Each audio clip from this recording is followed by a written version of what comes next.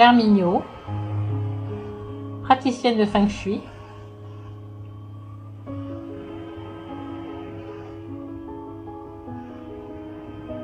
Je vais vous parler du Feng Shui de la chambre de vos enfants.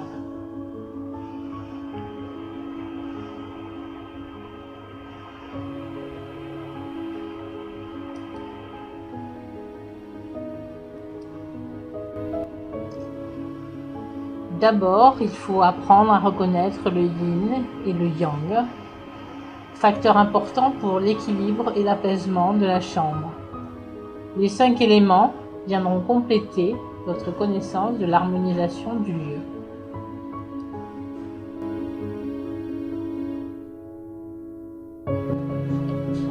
Le Qi, qu'est-ce que c'est? Alors on peut l'écrire Qi, on peut l'écrire Qi. C'est l'énergie qui circule en tout lieu et qu'il va falloir apprendre à canaliser.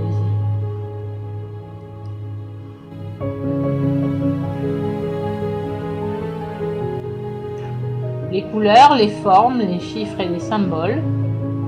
Il s'agit de l'école de la boussole, celle que l'on utilise le plus fréquemment en Feng Shui. Les couleurs, couleur du feu, couleur de la terre, le gris, le blanc, le bleu, le vert et les couleurs du bois. Les 5 éléments nous permettent là aussi de créer le bien-être des gens qui occupent un lieu.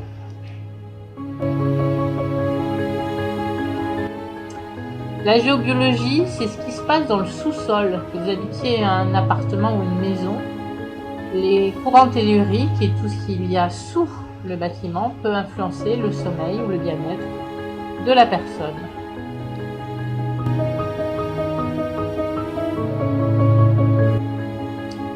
Le calcul du chiffre quoi, voilà du Feng Shui traditionnel.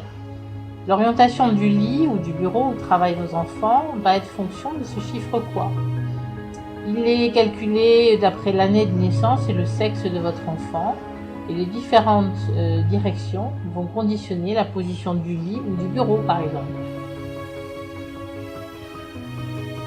Ce qui est compliqué dans la chambre d'un enfant, c'est qu'il faut à la fois conjuguer dans le même espace un lieu pour dormir, un lieu pour travailler et un lieu pour jouer. Et puis, il faut savoir aussi qu'il faut communiquer avec le reste de la maison et de la famille. Au sud, votre enfant développera son intelligence. S'il dort avec la tête au sud-ouest, il dormira bien.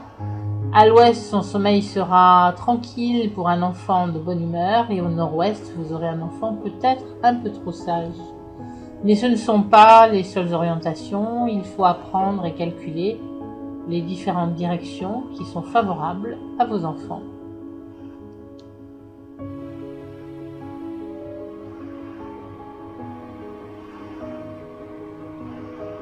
Voilà, cela semble contraignant, mais en fait, il y a plein de possibilités pour aménager la chambre de vos chères têtes blondes.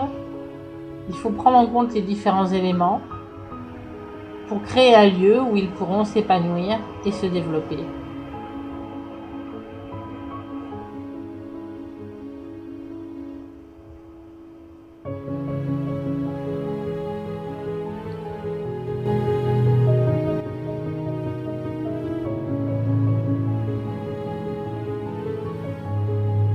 Pour les bébés, on peut imaginer aussi de faire tourner le lit dans la chambre, parce qu'un bébé qui grandit, il a besoin d'un peu toutes les énergies.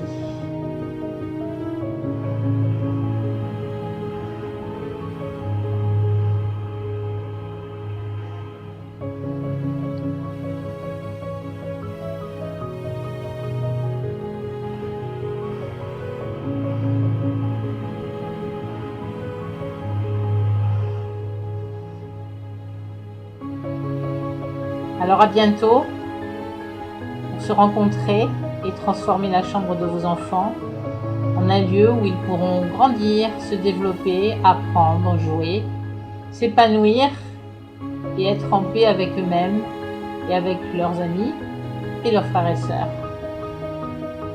À bientôt.